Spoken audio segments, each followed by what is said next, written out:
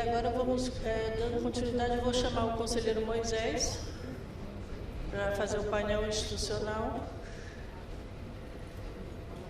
E o conselheiro da ANEEL, infelizmente, teve um impedimento. Bom, pessoal, boa tarde a todos e a todas. Como a Regina já adiantou, meu amigo, o diretor Elvio da ANEEL, ele teve um compromisso inesperado. Ele tinha já uma audiência pública convocada para amanhã na Câmara e anteciparam para hoje porque os deputados viajarão amanhã por causa do São João.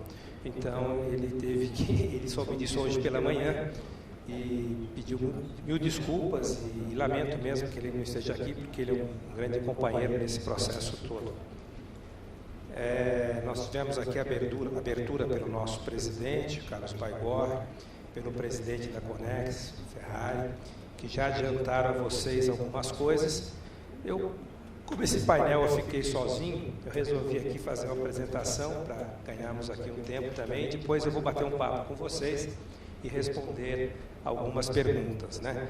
Esse é um tema que vem caminhando aqui na agência há quase 4 anos e nesse período eu tenho acompanhado. Eu fui escolhido aqui pelos meus pares para ser o patrocinador desse tema e tenho então me relacionado, interagido com a ANEEL e de uma forma muito salutar. Na verdade, a equipe técnica da Anatel, que é muito competente, tem interagido de forma quase que diária com a equipe técnica da ANEEL, que também é muito competente, e todos estão muito ciosos dessa responsabilidade que lhes cabe.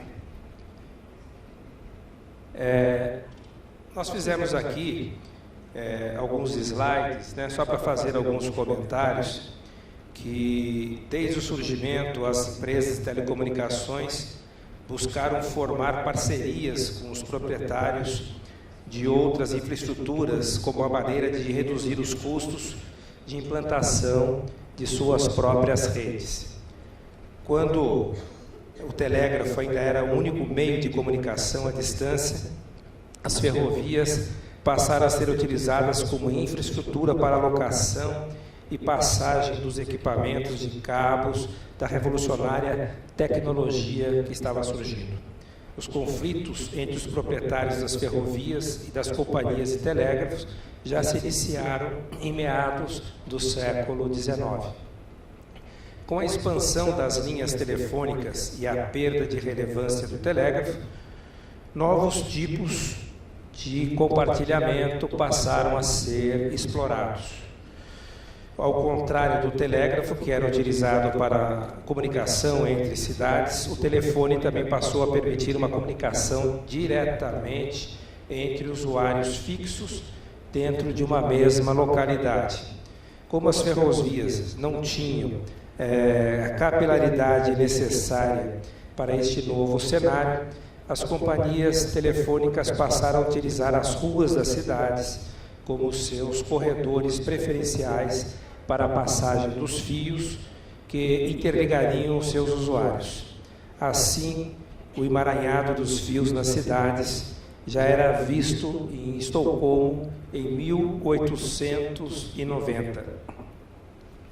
O compartilhamento de postes de energia elétrica se revelava inviável naquele primeiro momento, dadas as condições de segurança existentes à época e a incipiência das duas tecnologias.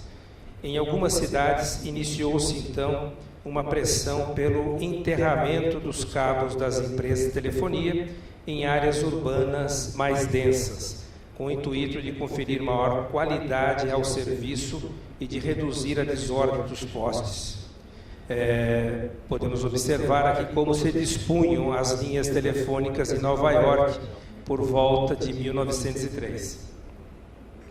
Com o desenvolvimento tecnológico, foram criados cabos que podiam agrupar milhares de fios telefônicos, isolados e protegidos de interferências eletromagnéticas, permitindo sua fixação nos postos de energia elétrica. Foi, portanto, no início do século XX que o compartilhamento de infraestrutura entre companhias de energia e telefonia passou a ser feito sistematicamente, sobretudo nos Estados Unidos, onde a população estava mais espalhada por vastas distâncias e o enterramento nem sempre era viável economicamente, como ocorre hoje. A prestação dos serviços de distribuição de energia elétrica e de telecomunicações possuíram, durante muito tempo, características de monopólio natural, pois somente existia uma empresa prestando cada um dos serviços em uma determinada área. Deste modo, a situação mais encontrada eram de postes com cabos de energia elétrica de uma única distribuidora e cabos telefônicos de uma única prestadora de telefonia. Com o passar do tempo, inicialmente nos Estados Unidos, nos anos de 1950 e posteriormente nos demais países, os postes passaram a ser ocupados também por cabos coaxiais e redes de TV a cabo, o que implicou um aumento da demanda por espaço nos postes, para a qual ainda havia espaço suficiente. O desenvolvimento das tecnologias sem fio, por meio de micro-ondas e da telefonia celular, tornou durante um certo período dispensável a utilização de cabos ou fios, dispensando a necessidade de infraestrutura de sustentação de redes aéreas. Podemos observar uma imagem típica de uma estação de telefonia celular com links de micro-ondas interligando a estação aos demais elementos de rede. No entanto, a tendência de perda de utilidade das redes cabeadas não foi duradoura. Ante o aumento explosivo da demanda por tráfego de dados, de modo que a fibra óptica passou a ser cada vez mais utilizada, assim essas redes de fibra óptica, que no início eram utilizadas para suportar as grandes demandas de tráfego nos backbones nacionais, passaram a se aproximar cada vez mais dos usuários finais e para interconectar estações rádio-base utilizadas na prestação de serviços móveis. Com isso, renovou-se o interesse pelo uso de postes para sustentação de redes, tendo em vista a redução dos custos e a velocidade de implantação já experimentados anteriormente. Entretanto, tal renovação ocorreu em um momento em que parte da infraestrutura já havia sido ocupada pelas redes de pares de cobre utilizadas pelas empresas de telefonia e pelas redes de cabo coaxial utilizadas pelas companhias de TV a cabo. Iniciou-se, então, uma disputa cada vez maior por espaços em postes, gerando, em situações específicas, escassez de tal insumo, fato agravado pela expansão da competição e da intensa multiplicação das redes de telecomunicações. As telecomunicações superaram sua concepção original de permitir a comunicação de voz entre pessoas em localidades fixas, evoluindo para permitir a comunicação entre pessoas em mobilidade até a comunicação e interação entre máquinas. Além de impulsionar inovações em toda a economia, as telecomunicações passaram a estar presentes em nosso cotidiano, de tal maneira que hoje podemos seguramente afirmar que elas são imprescindíveis à realização de inúmeras tarefas. Frente a tal realidade, parece correto afirmar que os ativos que dão suporte à sua prestação passam a compor a infraestrutura essencial do país. A sua adequada utilização e manutenção demanda uma especial atenção dos diversos atores envolvidos, notadamente dos agentes públicos. Em um primeiro momento, logo após a formulação e aprovação da LGT, os principais desafios eram garantir a universalização do serviço de telefonia fixa, prestado em regime público, ao tempo em que se realizava a transição de uma estrutura de mercado monopolista e estatal para um cenário de competição. Passados mais de 20 anos, o cenário hoje é bastante diverso. O serviço telefone fixo comutado, opção então escolhida para a promoção da universalização do acesso às telecomunicações, encontra-se obsoleto. E apesar de ainda ser utilizado por milhões de usuários em todo o país, vem perdendo a atratividade. No extremo oposto, com crescente interesse da sociedade, encontram-se os serviços móveis, representados pela figura regulatória do Serviço Móvel Pessoal, SMP, e a transmissão de dados de banda larga fixa, Serviço de Comunicação Multimídia, o SCM, em que pesem os incríveis avanços experimentados nas telecomunicações brasileiras, o Estado brasileiro ainda tem enormes desafios para suprir a crescente demanda por serviços de telecomunicações e por soluções viabilizadas pela infraestrutura deste setor.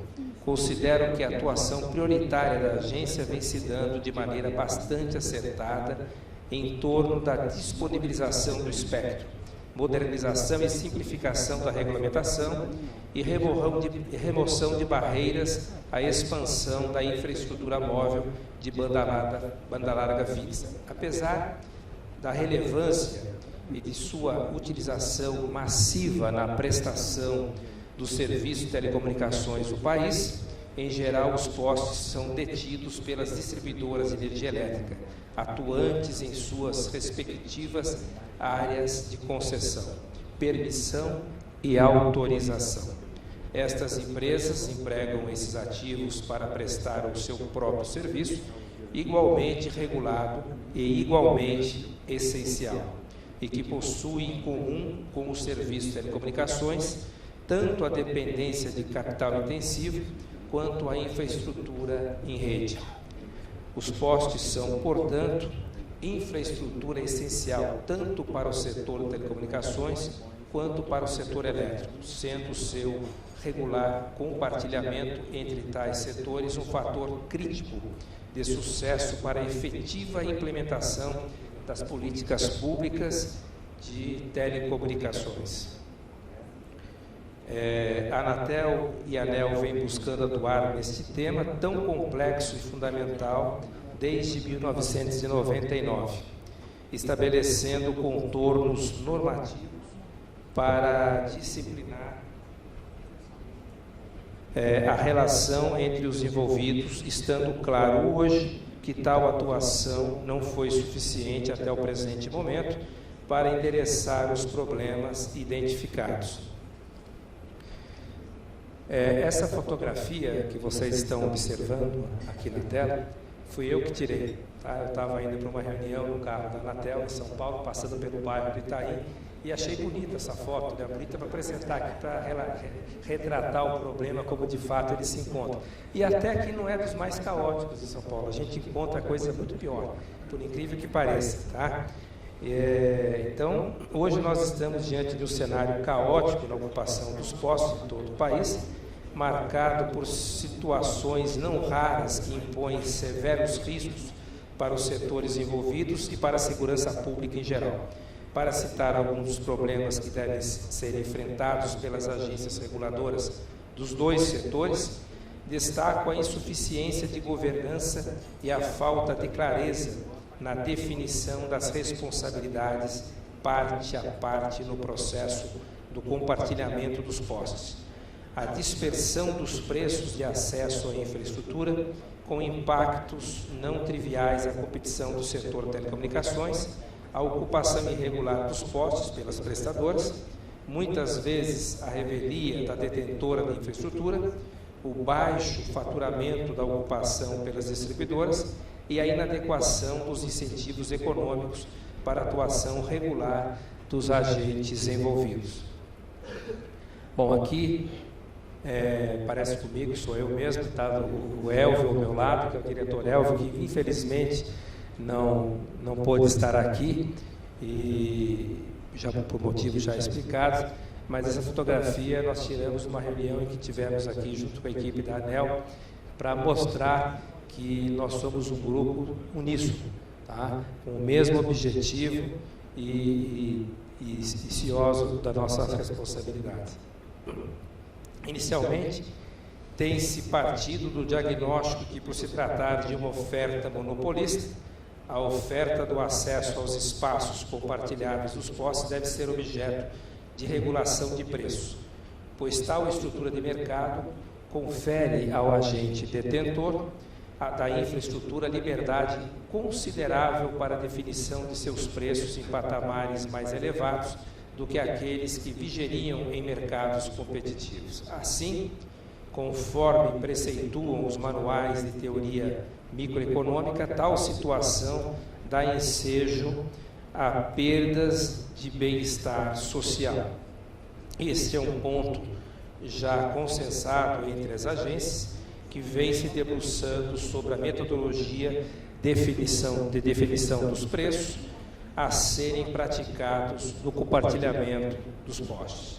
Outra evolução importante está na definição dos preços orientados aos custos, na medida em que as distribuidoras serão ressarcidas somente no nível de seus custos, a receita acessória decorrente do compartilhamento dos postes deixará de existir, não havendo mais que se falar em destinação de receitas auferidas com o compartilhamento de postes, a redução das tarifas de energia elétrica, eliminando-se a existência de subsídios intersetoriais. A ideia de um terceiro agente com capacidade, qualificação e interesse econômico em atuar na gestão do compartilhamento dos postes e na própria regularização dessa ocupação vem ganhando corpo, mas ainda pende de definições mais específicas que estão sendo endereçadas neste momento e uma intensa e cuidadosa força-tarefa das duas agências. A centralidade deste tema hoje é indiscutível e o sucesso da implementação das políticas públicas de promoção da conectividade e da inclusão digital depende de uma solução acertada e, acima de tudo, que seja duradoura. Aqui, a gente diz que o futuro chegou, porque eu até brinco com o pessoal, nós vamos apanhar quando sair esse regulamento, mas vamos apanhar uma coisa que preste, certo? Que seja duradoura, que tenha algo de bom para todos nós e para o país. Eu estou muito otimista com essa solução que vem se desenhando e acredito que a nova regulamentação que está por vir trará respostas que a sociedade brasileira espera das duas agências. Bom, era isso. Agora acho que eu vou sentar, porque eu tenho mais um tempo ainda, se vocês quiserem fazer algumas perguntas. É isso, Regina? Certo?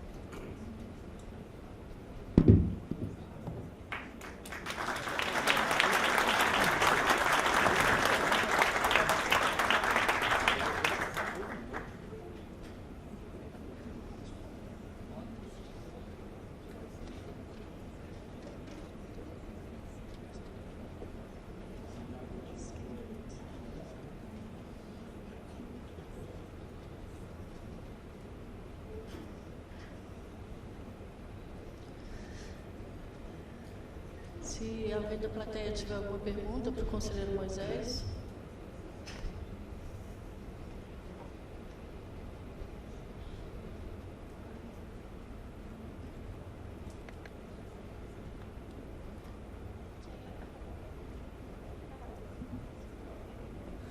Olha lá, não, vou fazer a pergunta tranquila.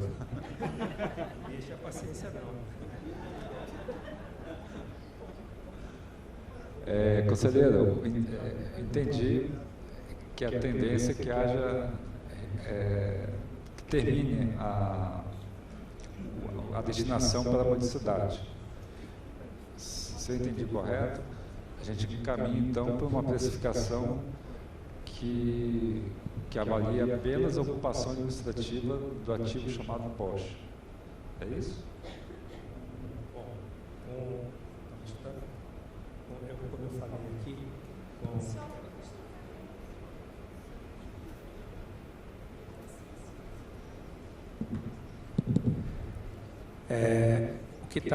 A forma como está sendo redigida a modicidade acaba, tá? Ficará o preço, o custo da fixação do poste sendo empregado. Então, isso resolve o problema da modicidade.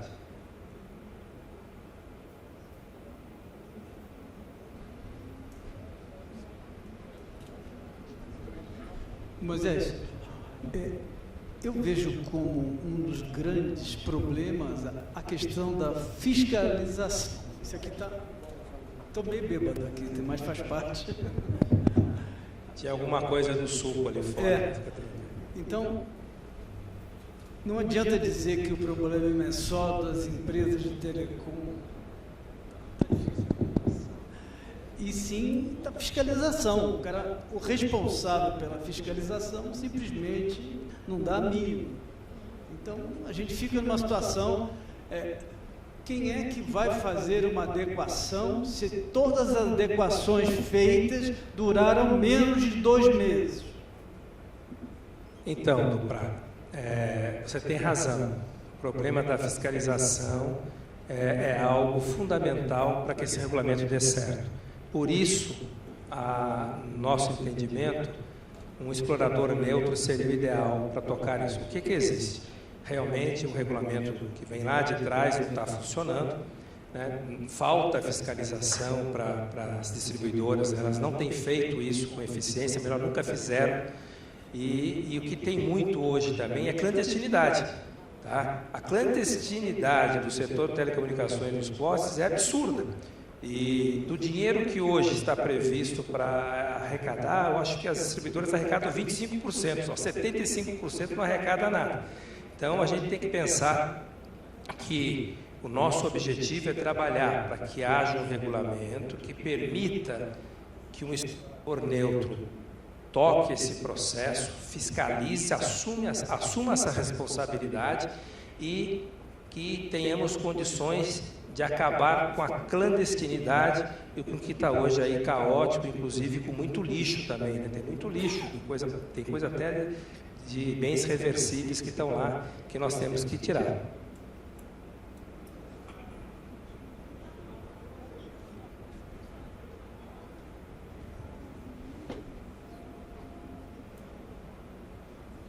Conselheiro, existe alguma previsão de revisão também dos parâmetros de instalação nos postes? A gente sabe que a norma é da época em que a gente tinha par metálico, pesado, a gente está falando de passar fibra, enfim, questão de altura dos postes, quantidade de ocupações. A regulamentação vai se debruçar sobre esse ponto? Bom, a regulamentação está tratando de um espaço específico para esses fios, né? Em questões de acessórias, aí eu acho que também, se houver um explorador neutro, ele pode tratar disso, nada que pede. Estou falando besteira aqui? Não, né? Então tá bom. Sim, claro. Claro, o regulamento traz aí uma norma da BNT, que isso tem que ser ainda aprovado.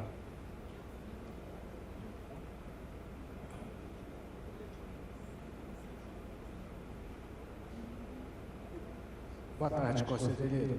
Minha dúvida é com relação ao processo de aprovação nas elétricas. A regulamentação vai tratar disso? Porque muitas vezes a gente vê um procedimento no sul, outro procedimento no norte, algumas questões... Entendi. Pode falar. Não, é isso. Se a gente vai ter uma harmonização. Sim. Esse é um dos objetivos dessa regulamentação.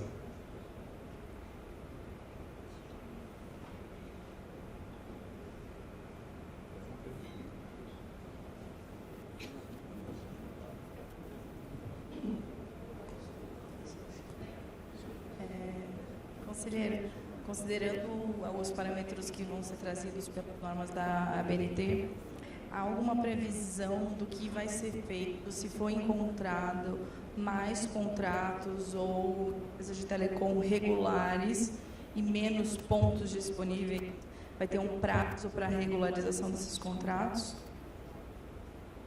Bom, a quantidade de pontos, eu acredito que não vai ser definida nesse regulamento, porque nós não estamos amarrando esse regulamento numa tecnologia. Tá? Porque se nós amarrarmos ele numa tecnologia, ele ficará obsoleto em pouco tempo. Então, esse espaço que será fiscalizado, o explorador, está falhando o microfone?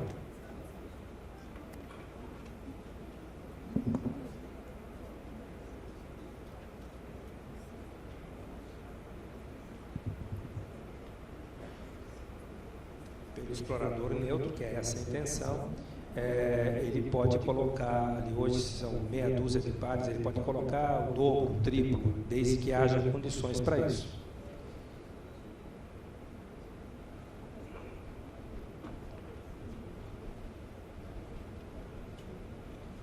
Conselheiro, qual a expectativa de publicação do regulamento? Por mim, amanhã. Né? Nós estamos bem avançados. Naturalmente, existem algumas questões que estão sendo discutidas, que não vale a pena adiantar aqui, porque ainda temos que tomar algumas definições, mas eu espero que antes de eu deixar a agência, ele esteja já em ambos esteja aqui no Conselho Diretor da Anatel e na diretoria da ANEEL, pronto para ser deliberado. Tá? Essa é a minha expectativa, Regina. Vamos ver que se tudo acontece a contento. Né? Esse é o objetivo.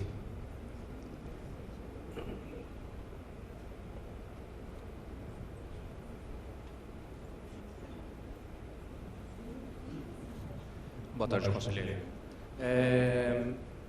Gostaria de fazer uma pergunta sobre o modelo desse explorador neutro. Atualmente, a gente tem uma infraestrutura proprietária de diversas empresas e em um espaço que hoje é compartilhado. O modelo que está sendo desenhado, previsto, seria para explorar o espaço no poste ou em até outro nível, explorar inclusive toda essa infraestrutura. E se no caso for para explorar toda essa infraestrutura, as empresas que já investigam em suas redes simplesmente perderão? Esse é um dos temas que nós estamos tratando. Tá? O fato é que esse explorador neutro não possa ter outorgas de telecomunicação e nem de distribuição de energia elétrica. Esse é um ponto que está consensuado entre as duas agências. Naturalmente que ninguém vai chegar tirando, colocando, jogando fora. É uma coisa gradativa que terá um tempo para ser regularizada. Mas como nós vimos aqui em alguma dessas fotos, essas situações que devem ser atacadas de imediato. Tá? E ali, uma nova tecnologia, tirando todo aquele lixo, aquele peso, é bem-vinda. Conselheiro, sou eu. Você... Elaide, você tem entendido... Eu bebi também. Você tem dito que vai ser lançada brevemente uma consulta pública que vai definir o preço. Uma consulta pública, na verdade, da ANEEL, que vai definir o preço.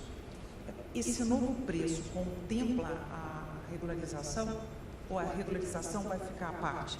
Bom, foi bom você falar em consulta pública, até porque tudo que as áreas técnicas da ANEEL e da Anatel estão hoje analisando são essas contribuições que foram feitas, e foram centenas de contribuições, né? Tanto na consulta pública da ANEEL quanto da Anatel. Em relação a essa consulta pública, a ideia é que se aprove o regulamento e depois, na sequência, uma metodologia que vai tratar desses preços, que será discutido também.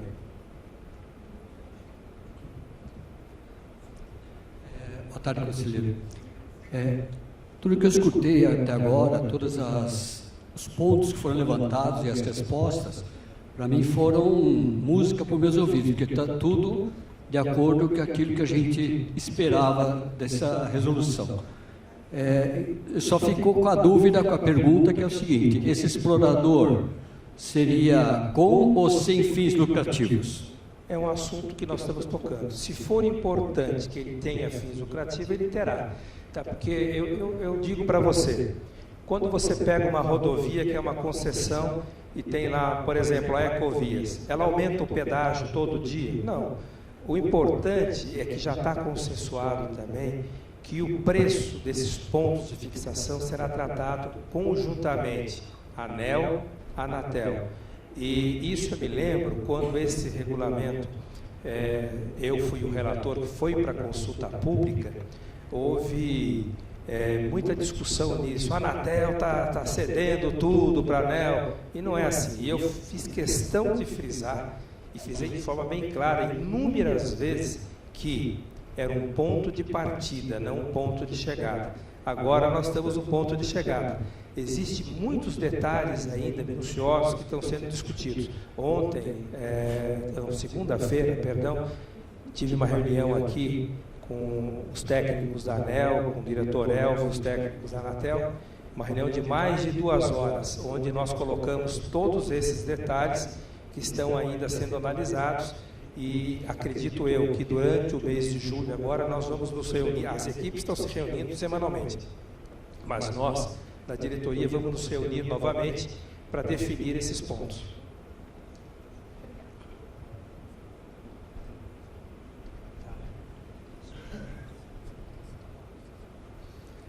Bom, pessoal, eu não sei, vamos dar espaço para mais uma pergunta. Eles estão me avisando aqui que o horário está em cima e parece que vai entrar, inclusive, uma pessoa, não é, de Portugal. Vai entrar ou não? Aqui, lá?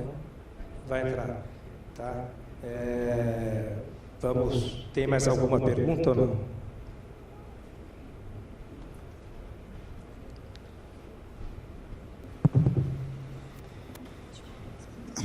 Vamos ver se eu não vou ficar bêbado também. Bom, a pergunta é a seguinte: por que não permitir que mesmo as empresas de telecom e de energia participem no investimento desse operador neutro? Inclusive, isso simplificaria os investimentos que já foram feitos pelas empresas de telecomunicações passarem a fazer parte do capital da empresa. E a empresa, sendo uma empresa que permitisse ser lucrativa, ela participar de lucro, essas empresas seriam remuneradas pelos investimentos que elas já fizeram. Bom, para quem não sabe, quando eu comecei a participar dessas discussões aqui, a ANEEL e a Anatel, cada um puxava um cabo do guerra para um lado, tá? Não era uma coisa... Então, para que não haja nada casuístico, nem um lado, nem do outro, a ideia é que se faça algo neutro, tá? Mas esse caso dos investimentos que já foram feitos, ninguém será inconsequente nessa definição agora, nós vamos pontuar tudo isso.